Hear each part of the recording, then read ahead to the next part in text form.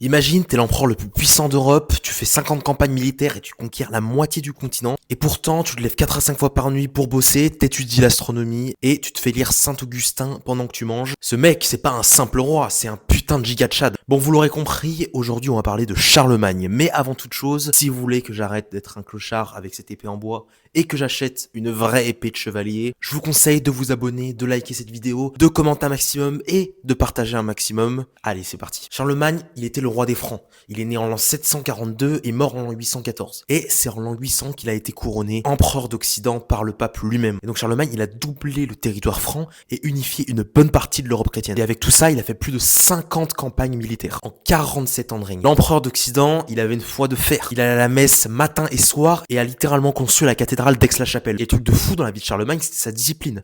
Malgré son pouvoir absolu, le mec continuait à vouloir apprendre et apprendre. Il faisait venir le meilleur prof d'Europe qui était Alcuin à sa cour et a créé l'école du palais. Et comme je l'ai dit en début de vidéo, il se levait 4 à 5 fois par nuit pour apprendre et dès le réveil, pendant qu'on l'habillait, il donnait déjà audience et rendait justice. Pendant qu'il mangeait aussi pour pas perdre de temps, pareil, on lui lisait des livres, notamment un qu'il appréciait beaucoup, qui était La Cité de Dieu de Saint-Augustin. Finalement, ce qu'il faut retenir de Charlemagne, c'est que malgré le fait qu'il soit empereur et qu'il avait toutes les raisons possibles et inimaginables de profiter de son pouvoir absolu et de rien faire, et bien pourtant, il continue à se dire « j'ai pas assez bossé ». Et c'est cette discipline et cette vision de la vie qui lui a permis finalement de créer cet empire. Si toi aussi, tu veux devenir un giga Tchad comme Charlemagne, je te conseille d'écrire Tchad dans les commentaires et je t'enverrai quelque chose qui peut t'intéresser. Allez, que Dieu te bénisse.